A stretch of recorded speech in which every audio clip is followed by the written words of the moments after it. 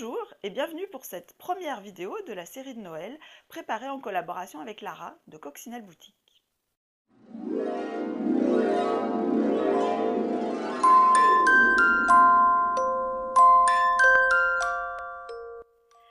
Pour cette vidéo, nous allons parler d'un sujet qui apparemment est vraiment récurrent concernant le déballage des cadeaux de Noël, c'est la déception. Évidemment, nous, parents, le matin de Noël, ce qu'on aimerait, c'est magie de Noël, joie, paix, amour, sérénité, et donc accessoirement, petit déjeuner dans la tranquillité. Sauf que, dans la vraie vie, les choses ne se déroulent pas toujours exactement comme on aurait aimé qu'elles se déroulent. Et donc, vous avez tous l'expérience, pour vous-même en tant qu'enfant, ou avec vos propres enfants, d'une déception face à un cadeau, et notamment de Noël. Cette déception, elle peut avoir plein de causes. Soit l'enfant s'est imaginé qu'il aurait tous les cadeaux de sa liste, et ça n'est pas le cas.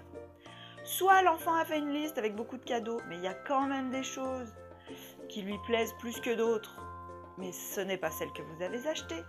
Soit on lui a fait des cadeaux hors liste qui ne lui plaisent pas du tout, ou il ne comprend pas pourquoi on lui a fait des cadeaux hors liste. Vous savez, le magnifique pull de grand-maman, tricoté à la main, et où votre fille de 9 ans dit « Ah, mais qu'est-ce que c'est que ça ?» Bref, il y a de multiples raisons à ces déceptions. La question c'est, comment est-ce qu'on fait pour les gérer ?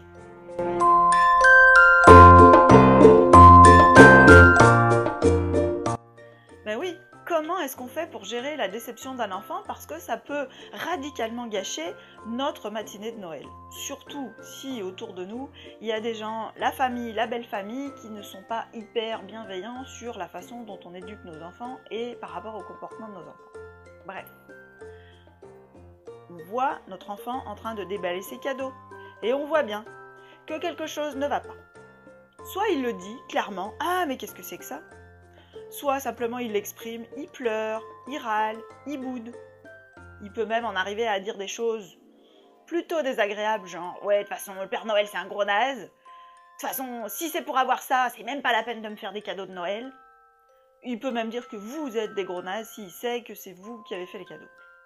Bref, on se trouve confronté face à quelque chose de désagréable visiblement pour lui, mais aussi pour nous, qui vient gâcher un peu le plaisir.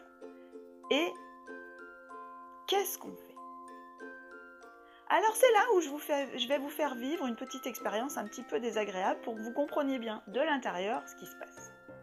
Je vous demande d'imaginer, tout simplement, que vous avez très envie de déguster un gâteau au chocolat ou une tarte au citron, ou voilà, un aliment qui vous plaît beaucoup, ou une boisson qui vous plaît beaucoup, que vraiment vous appréciez. Je vous demande juste d'imaginer le plaisir que vous avez à déguster cet aliment, cette boisson. Ok ? Ce gâteau au chocolat pour ma part. Vous sentez presque le goût dans votre bouche et vous vous dites « Ah là là, oui, ça serait génial d'avoir ça. » Vous l'avez ? Bien. Imaginez maintenant que vous ne puissiez pas en déguster pendant un temps assez long, mais qu'on vous dit « Tiens, dans 3 semaines, tu vas voir, tu l'auras. » Vous sentez à la fois le plaisir, l'anticipation, et puis l'excitation de « Ah là là, quand est-ce qu'on y arrive, quand est-ce qu'on y arrive, quand est-ce qu'on y arrive ?» Donc, votre ballon émotionnel est en train de se remplir. Si vous ne savez pas ce que c'est que le ballon émotionnel, allez jeter un œil sur l'article en question, sur mon blog. Je vous mettrai le lien en dessous de la vidéo. Bref, vous sentez l'excitation qui monte. Arrive le jour J. Vous arrivez sur le lieu où vous devez déguster votre fameux gâteau au chocolat, ou votre tarte au citron, ou votre boisson, peu importe. Donc vous êtes là, plein d'espoir, plein de joie, et qu'est-ce qu'on vous dit ? Ah non, désolé, aujourd'hui on n'en a pas. Vous sentez la crispation intérieure, des sensations physiques qui peuvent être désagréables, alors on est plus ou moins sensible à ça, et notre premier mouvement, ce serait, selon les gens, soit d'avoir envie de râler en disant « Ah, mais quand même, c'est pas normal, comment ça se fait ?» Soit si on est vraiment très déçu, de s'écrouler en disant oh, « C'est pas possible, le monde est trop injuste », vous savez, un peu Calimero. Bref, il y a un premier mouvement qui nous pousserait à faire ça. Comme nous sommes des adultes, nous savons ne pas trop nous laisser embarquer là-dedans et avoir une attitude qui est plus rationnelle, plus raisonnable. Et on va se dire, bon, bah ok, je suis déçue de ne pas avoir le gâteau au chocolat, mais je peux peut-être prendre autre chose. Mais ça, c'est très adulte et ça n'est possible qu'avant un âge très très très avancé. Et les enfants de 2, 3, 6, 7, parfois même 8, 10 ans, selon la force de la déception, ne sont pas capables de le faire. Donc, un enfant qui est déçu par rapport à son cadeau de Noël, ce qu'il vit, c'est cette expérience désagréable, cette chose-là, le monde est injuste, ça va jamais comme je veux, des choses comme ça. Ok, il n'a peut-être pas raison sur le fond, mais c'est quand même ça qu'il ressent. D'ailleurs, notre premier mouvement, en général, à nous adultes, face à un enfant qui est déçu, c'est de relativiser, de rationaliser, de dire bah écoute, c'est pas si grave, regarde, t'as plein d'autres jouets, enfin, de quoi tu te plains, il y a des enfants qui n'ont pas de cadeaux. Bref, des choses très rationnelles. Revenez dans votre situation où vous n'aviez pas votre gâteau au chocolat. Vous vous souvenez? La déception. Imaginez que la personne qui est avec vous vous dise, si vous râlez un petit peu en disant « Oh bah quand même, c'est pas normal de pas avoir ce gâteau aujourd'hui », imaginez que la personne qui est avec vous vous dise « Oh bah écoute, tu vas pas nous faire un fromage pour ton gâteau au chocolat, là t'exagères quand même, regarde, il y a 12 000 autres gâteaux dans cette pâtisserie, tu vas quand même pas râler toute la journée parce que t'as pas eu ton gâteau au chocolat. » Est-ce que ça vous aide ça? Est-ce que vous vous sentez plutôt mieux ou plutôt moins bien? En général, plutôt moins bien.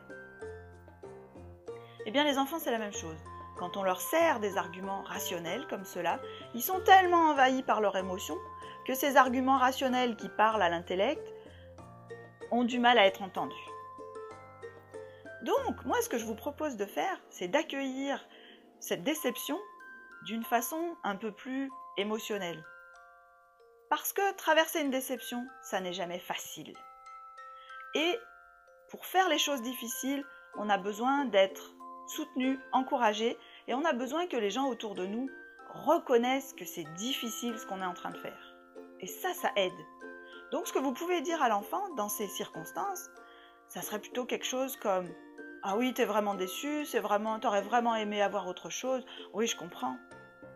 C'est dur pour toi. » Et après seulement, vous pouvez lui proposer « Est-ce que tu préfères déballer encore un autre cadeau ou jouer avec ce cadeau-là même s'il te plaît moins, ou est-ce que tu préfères venir faire un câlin avec moi ou faire autre chose ?»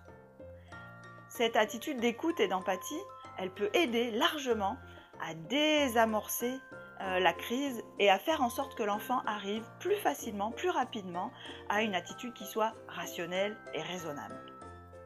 Alors, ce n'est pas toujours facile à mettre en pratique, et parfois, ça peut ne pas fonctionner.